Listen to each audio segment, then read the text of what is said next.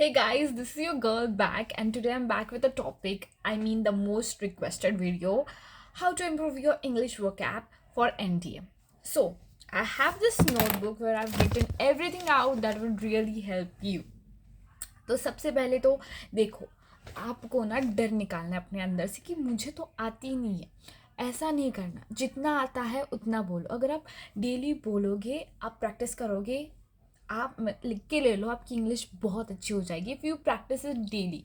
जितना आता है, जितनी टूटी फूटी आती है, रोज़ बोलो। एंड वो कैब के लिए मैं कुछ आपको टिप्स दूंगी, वो फॉलो करो।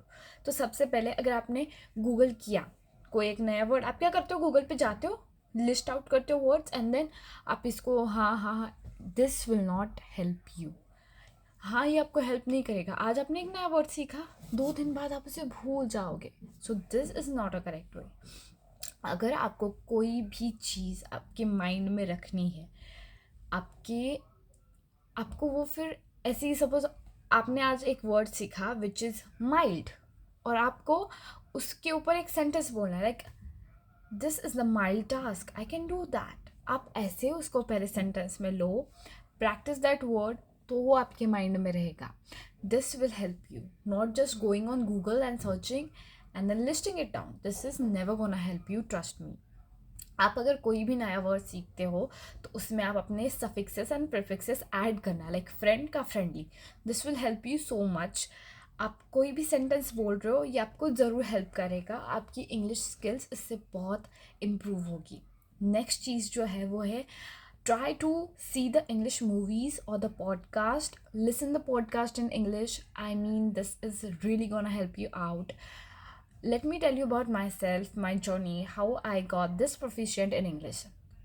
So I was from a CBSE school where English is mandatory, but फिर भी हम इतना English नहीं बोलते थे स्कूल में. But still my English is not that bad, not that good. I'm also improving my skills. I'm also improving my vocab. Of course, I need to. Like, you should never stop learning something. And to tell about my English journey, see, first of all, I've started to listen podcasters in English. This is gonna help you. See the movies, see English movies, they are really very good. And if you're gonna see a video, like अभी आप मेरी video देख रहे हो, आप caption on करो, और caption में आपको वो आप कैप्शन पढ़ो, उसमें इंग्लिश होगी। इस ये जो चीज़ें हैं ना, इससे आपकी इंग्लिश ज़रूर इम्प्रूव होगी। और मैं बात करूँ तो आप ना बुक्स पढ़ना चालू कर दो। जैसे मैं कुछ बुक्स पढ़ रही हूँ, मेरे पास इंग्लिश बुक्स है, मैं वो पढ़ती हूँ। बहुत बुक्स है, बहुत पढ़ चुकी हूँ। एंड इन बुक्स का क्या होता है, लाइक नॉट दिस बट इनसे भी काफ़ी अच्छी बुक्स है, लाइक नॉवेल्स, जिसमें आपको बहुत हार्ड वर्ड्स मिलेंगे। तो आप उसके बारे में सर्च करोगे, और आप जब उसके बारे में सर्च करोगे ना, तो आपको लगेगा ओ अच्छा, ये ऐसी चीज़ है। और जब आप उस वर्ड को सर्च करोगे, मेक श्योर आप उसका एक ऑपोजिट सिनोनियम ज़रूर सर्च कर लेना, ऑपोजिट और सिनोनियम। ये आपको ज़रूर हेल्प करेगा कि अगर आपको पता है ये हॉट है, तो इसका अपोजिट कोल्ड होगा। अगर आपको ये पता है, मीन्स एक वर्ड की वजह से आपको 2 वर्ड पता चल रहे हैं, and this will help you. And next जो मैं आपको ये आपको मीन्स सल्यूशन बताने वाली हूँ, आप दूसरों के साथ इंग्लिश में बात करो। मीन्स जिन लोगों के साथ आप कंफर्टेबल हो, आप उनसे बात करो। आपको जितनी इंग्लिश आती है उतनी इंग्लिश में बात करो। आप धीरे धीरे उसको ज़रूर इम्प्रूव करोगे।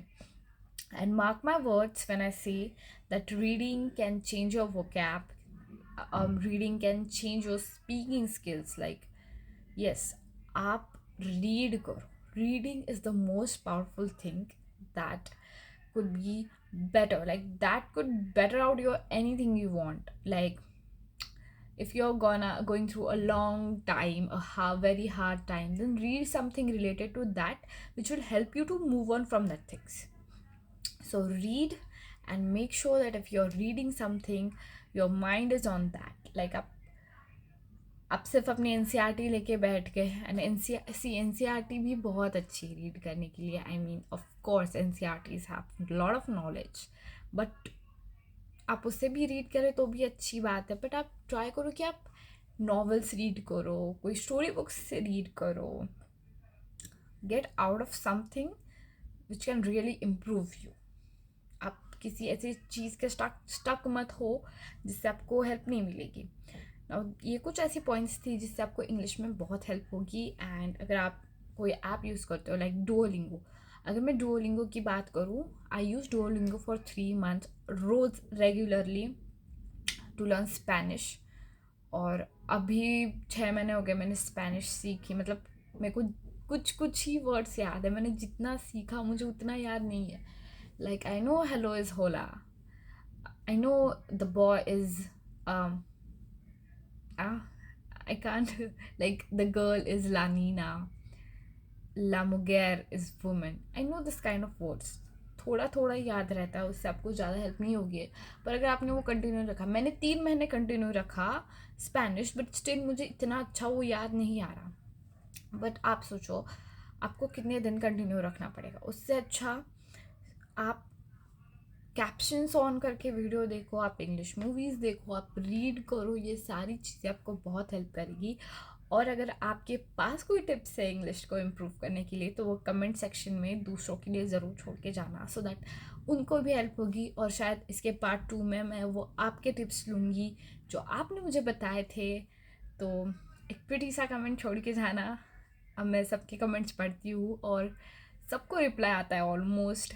तो जिसने भी रिक्वेस्ट की थी फॉर इंग्लिश इम्प्रूव, तो आज उन लोगों की रिक्वेस्ट मैंने फुलफिल की by making this video. And I really think ये आपको बहुत हेल्प करेगा। सो मेक श्योर कि आप ये सारी चीज़ें देखो। And this was it for today guys, bye bye.